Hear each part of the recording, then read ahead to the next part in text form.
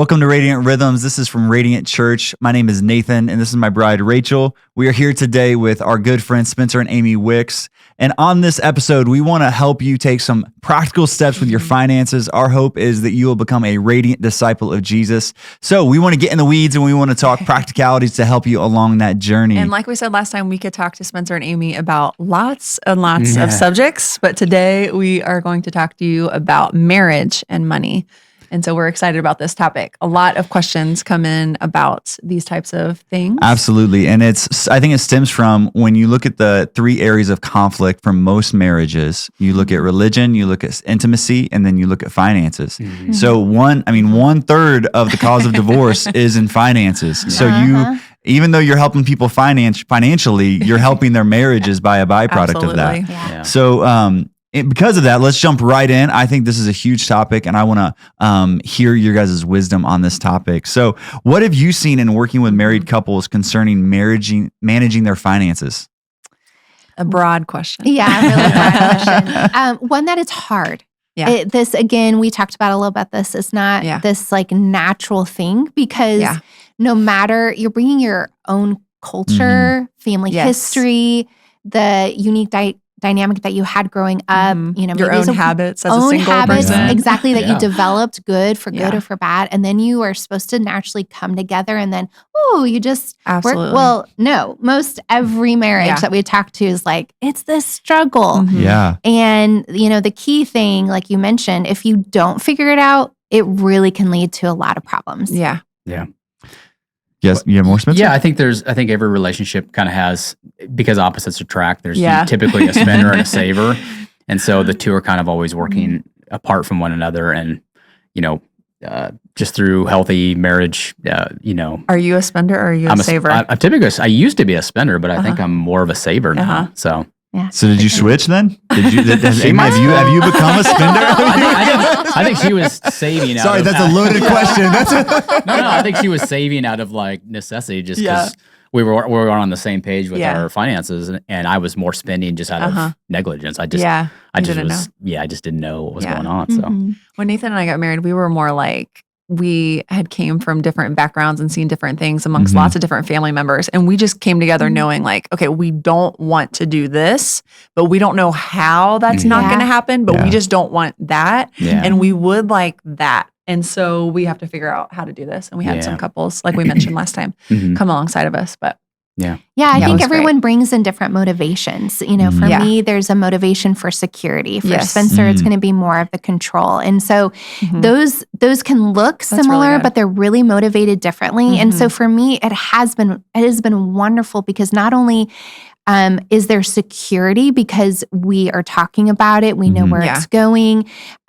Nothing is fail safe. Like ultimately the Lord, like the job could be gone tomorrow, crisis could hit. But so my security ultimately rests in the Lord, but there's a ton of security and freedom that we can give that I know, like I don't have to freak out when I have to spend a lot of money on buying clothes because we have teenagers, like all those sort of things that just help me relax and walk in freedom, generosity, giving a healthy mindset to our kids as well, because that's the piece for us, for me. I didn't want to pass on this scarcity legacy that I had developed over the years and instead come in with this abundant mindset, not out of frivolousness, but like, but the God who owns a cattle on 1,000 hills, like he is my father. Yeah. So and good. when we walk in discipline and in order, then we can live with that. Like we're going to be okay. Yeah. And no matter what happens. For Nathan and I, just this random, if we wouldn't have been, I guess, so strongly encouraged and like discipled in this by couples that just came alongside of us and just basically told us how to do this, we look back and we're so much more grateful for the self-denial and the discipline that they helped instill in us. Yeah. Or else we never would have been able to say yes when you brought up like that my father has a cattle on 1,000 hills. It's just this whole process of we would not have been able to say yes to the things that God wants to do if we wouldn't have been disciplined back here in these other phases of our life and learning that earlier on has really instilled in us now, like, okay, then we're disciplined now for the vision that we have for later in our marriage. And now we have our kids, like you mentioned, we want to teach them, and oh God, help us do the best we can, you know? Right. Well, and I think the root of it all is that our heart is that we want to be able to say yes to God. Right. No matter what what the end result looks like, but because every person has a unique calling and gifting and life trajectory. And because ultimately, because he knows what's best for us. Right. And so he invites us into, and you're like, okay, I want to be able to say yes to that because you're going to know what I want even a decade from now that I don't even know yet. So how can we position our lives to say yes to God? And the sad thing is when you see that finances actually, more than almost anything else, force us to say no when the dream scenario is to give God our yes. Right. Yeah. And it's just this incredible piece where I love that you guys keep coming back to the topic of you want to be generous because unless you're strong financially, unless you're a disciplined budgeter, you don't have a plan. You can't be generous because you don't know where it is. And you actually, the generosity actually becomes a curse on you and your family instead of the blessing that God intended it to. So it's just it's been really, really encouraging to be able to watch that.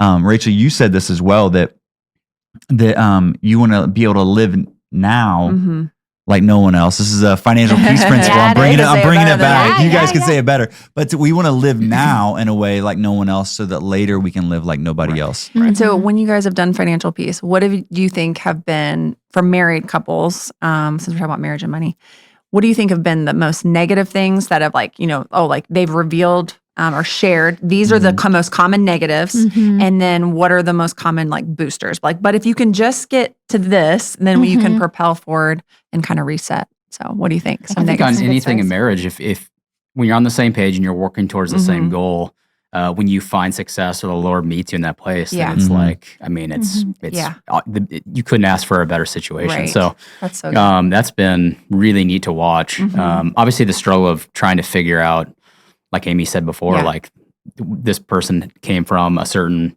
household and this one came from a certain background. And you try to merge those two things, there can be a lot of tension and a lot of resentment too. I mean, I've heard a lot of stories of just one partner being resentful of the other, and it just, like I said, it creates a divide in the marriage. And so being on the same page, I know for me, I wanted to be on the same page in case I felt like if I failed by myself to provide for our family financially, that it was that burden would be on me. But if we shared in that burden, then it would be a lot easier to work through that. That's so good. I think he brings up a key thing, and that is secrets.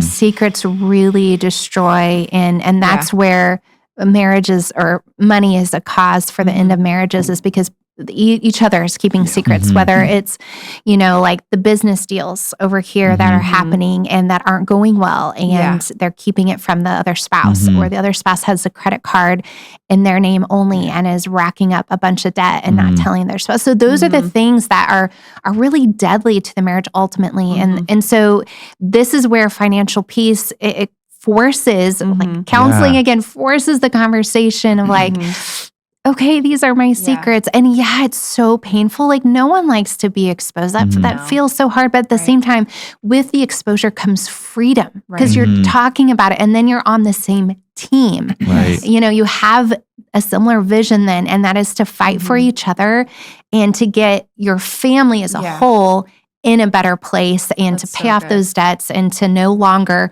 default to those poor decision makings that you're talking about together and making those decisions together. That's so good. And I think when you're taking an account of everything that's coming in and going out, you also begin to see the miracles that happen.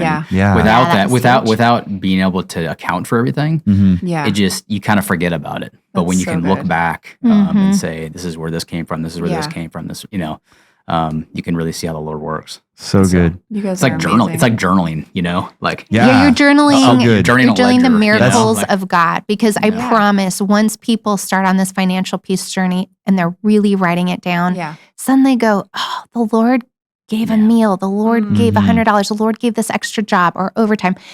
All the people who've gone through a financial peace class and have really done it, they can testify to the lengthy miracles of God on their behalf in order to do finances well for their family. So good. So good. This has been a fantastic conversation. I want to encourage you, if you haven't jumped into a Financial Peace University small group, do so. Your life will be better because of it. Make sure that you like, comment, subscribe to all of this content. It's exclusive to our online community. We want to help you take your next spiritual step. And remember, those who look to him are radiant.